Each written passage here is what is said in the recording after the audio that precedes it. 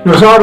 आप सबका बहुत बहुत स्वागत है और आप देख रहे हैं शून्य से सब तक। मैं हूं आपका होस्ट दोस्त अजय शुक्ला। दोस्तों, हमारी चर्चा चल रही है आरसी बोराल, कालजयी संगीतकार आरसी बोराल। पिछली कड़ी में हमने उनके बारे में आपको बताने की कोशिश की कि कैसे वो संगीतकार बने, कैसे उनका रुझान गीत संगीत की तरफ बढ़ता गया और उनका फैमिली बैकग्राउंड क्या था। आज हम बात करेंगे कि वो कालजयी संगीतकार कैसे बन गए। तो बिना किसी देर के चर्चा की शुरुआत करते हैं। तो न्यू थिएटर्स कोलकाता के सबसे प्रभावशाली संगीतकारों में से एक आरसी बोराल ने प्रथमतः शरत बाबू की फिल्म देना पावना में संगीत दिया था। उसके बाद सुबह का सितारा, मोहब्बत के आंसू, जिंदा लाश में केएल सहगल के सुरों के साथ साथ आरसी बोराल के संगीत को भी दर्शकों ने नकार दिया था। उसके बाद देवकी कुमार बोस के निर्देशन में बनी फिल्म पूर्ण भगत में केएल सहगल के सुरों में आरसी बोराल ने 4 भजन रिकॉर्ड किए और ये गीत थे राधे रानी दे डारो ना, दिन नीके बीतत जात है, अवसर बीतो जाए रे और भजू मैं तो भाव से। जैसे गीतों ने पूरे देश में आरसी बोराल और केएल सहगल को स्थापित कर दिया था। उसके बाद तो चंडीदास के 2 गीतों ने तो जैसे लोगों को दीवाना ही बना दिया था।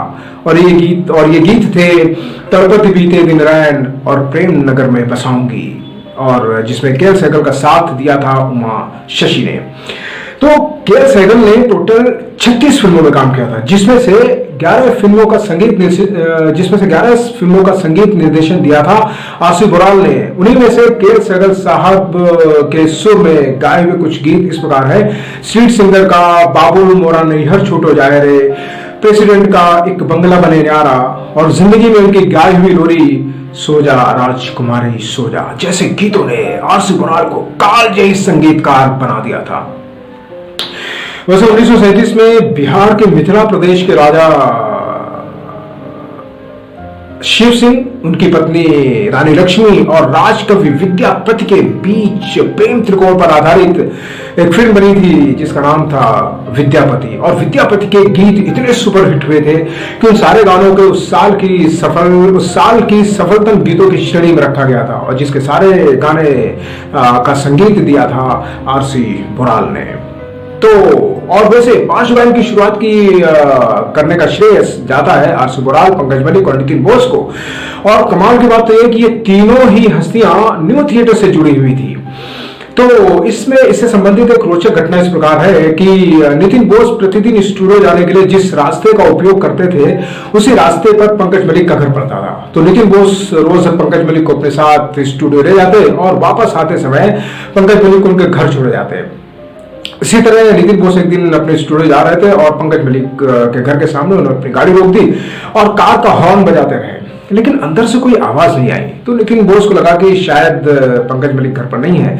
लिहाजा जैसे ही आगे वो बढ़ने वाले थे तो पंकज मलिक दौड़ते हुए आए और कहने लगे कि दरअसल मैं रिकॉर्ड पर गाना सुन रहा था और गा रहा था और गाते गाते डांस भी कर रहा था, और सच पूछे तो मैं बहुत इंजॉय कर रहा था और मुझे पता ही नहीं चला। तो मेरे पिताजी ने बताया कि नितिन बोस बाहर आपका इंतजार कर रहे हैं, तो मैं इसके लिए क्षमा चाहता हूं। तो ये बात सुनते ही नितिन बोस के दिमाग में जैसे कोई बिजली की तरह आई थी, कौन था, और वो आनंद फानंद में जाकर के स्टूडियो पहुंचे और उन्होंने नितिन बोस को अपने मन की बात बता दी और कहने लगे क्यों ना जिस तरह पंकज रिकॉर्ड पर गाना गाते हुए डांस कर रहा था और एंजॉय भी कर रहा था, उस तकनीक का हम अपनी फिल्मों में उपयोग करें। हम सबसे पहले गीत को रिकॉर्ड कर लेंगे जिससे गीतों की गुणवत्ता में हमें समझौता भी नहीं करना पड़ेगा। तो हम प्रशिक्षित गायक और गायिकाओं की आवाज में पहले गाने को रिकॉर्ड कर लेंगे, उसके बाद शूटिंग पर हम उस रिकॉर्ड को बजाकर और फिल्म में अभिनय कर रहे अभिनेता और अभिनेत्रियों पर उस गीत को जो है वो हम चित्रांकन कर सकते हैं। इस क्रांतिकारी उपयोगिता को आरसी बोराल ने भी समझा और कहने लगे कि ठीक है। तो उन्हीं दिनों नितिन बोस के निर्देशन में बन रही फिल्म धूप छांव में पहली बार पार्श्व गायन की शुरुआत की परंपरा की शुरुआत हो गई, और जिसको रिकॉर्ड किया था मुकुल बोस ने। मुकुल बोस ध्वनि मुद्रक के पद पर कार्यरत थे न्यू थिएटर्स में। लिहाजा इन चारों ने मिल करके पार्श्व गायन की परंपरा में जो पहले गीत की शुरुआत हुई, उस गीत के बोल थे मैं खुश होना चाहूं खुश हो ना सकूं, और जिसे गाया था केसी डे और पारुल घोष ने, और कोरस में साथ दिया था सुप्रभ सरकार और हरिमती ने। और सही मायनों में आप देखें तो आरसी बुराल को इस परंपरा की शुरुआत करने का श्रेय जाता है, क्योंकि पार्श्व गायन की परंपरा में प्रथम गीत का संगीत जो दिया था वो आरसी बुराल साहब ने दिया था। तो इस तरह पार्श्व गायन की शुरुआत हुई।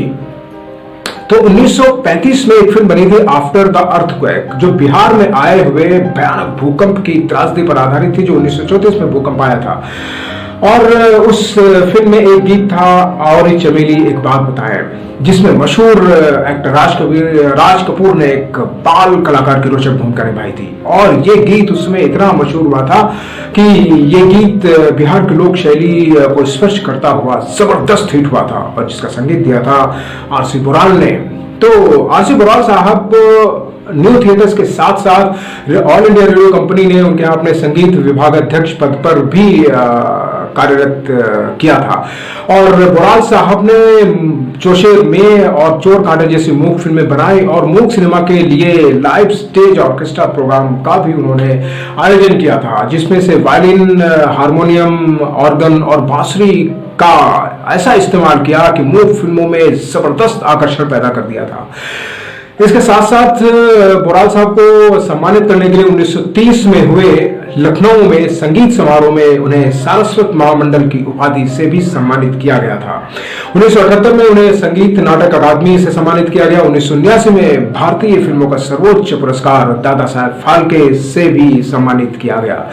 1981 में 78 साल की उम्र में रायचंद बुराल ने इस दुनिया को हमेशा के लिए अलविदा कह दिया।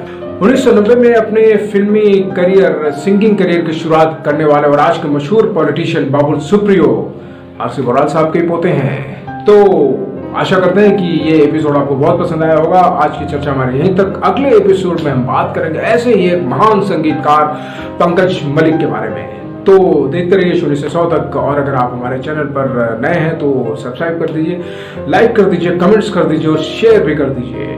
बहुत बहुत धन्यवाद आपका। नमस्कार।